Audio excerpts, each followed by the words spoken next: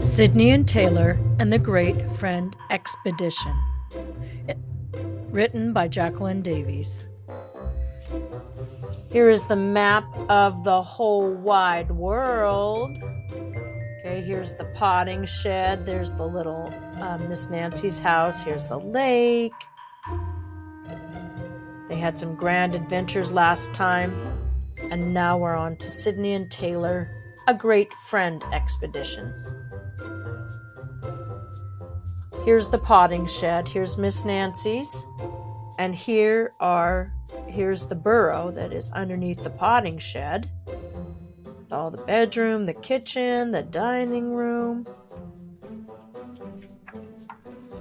Chapter 1. Sidney and Taylor lived in a burrow under Miss Nancy's potting shed. Most days are quiet. Sidney likes to do crossword puzzles. Taylor likes to make acorn sculptures. But sometimes Taylor gets a big idea. Sidney wishes Taylor did not get so many ideas. He would rather stay home. Look at them in the picture there. Here's the map of the whole wide world. One morning, Taylor burst into the kitchen. "I have a big idea!" Sidney sighed. "What is it this time?" "We should make friends," said Taylor. "Make friends?" asked Sidney. "Why?" Taylor had many reasons. They could have parties and picnics. They could celebrate holidays and share nut cake. They could even have dances in the backyard under the bright full moon. You couldn't have a dance with just two friends. Isn't that just such a cool kitchen?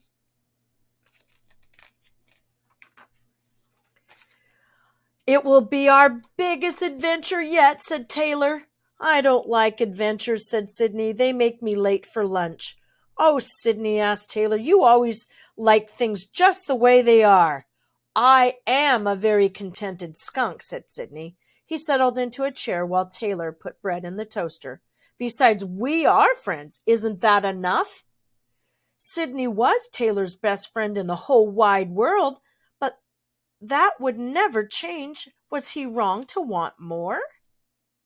Is it okay to have more than one friend? Of course. Chapter 2. "Crispy crickets!" shouted Sidney. Smoke filled the burrow. "Yipes, my toast!" said Taylor, quickly running upstairs to open the door of the burrow. The door was the only way in or out of their underground house. See? Gonk, gonk, donk, donk, gonk. Donk, donk, donk, donk, donk. Over there to open up the door. The only door to their underground home. Sometimes that's not too safe. Be better to have two. Or maybe a fan. As Taylor scraped the burned bits from his toast, a new thought occurred to him. "Sidney, do you think the other animals like us?" "Of course they don't," said Sidney cheerfully. "You're prickly and I stink." "Well, no one's perfect," said Taylor. "Exactly," said Sidney. "That's why we should keep things as they are." "But I'd still like to make friends," said Taylor quietly. "It would be different, but nice." Sidney looked at his friend. He put down the cup of tea he held in his paws.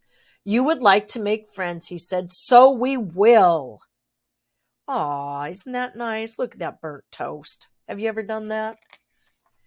Chapter 3. "Now?" gasped Taylor. "Right this very minute?" "There's no time like the present," said Sidney, heading upstairs.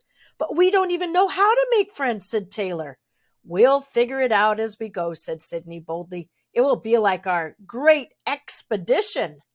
"A friend expedition?" asked Taylor. "Exactly," said Sidney. And whoa, they're off. "But who will be our friends?" asked Taylor. "Whatever animals we meet," said Sidney. He was thinking about lunch. He hoped making friends wouldn't take very long. "After all," he said brightly, "we already have one friend in the backyard, Miss Nancy." Taylor stared. "Miss Nancy?"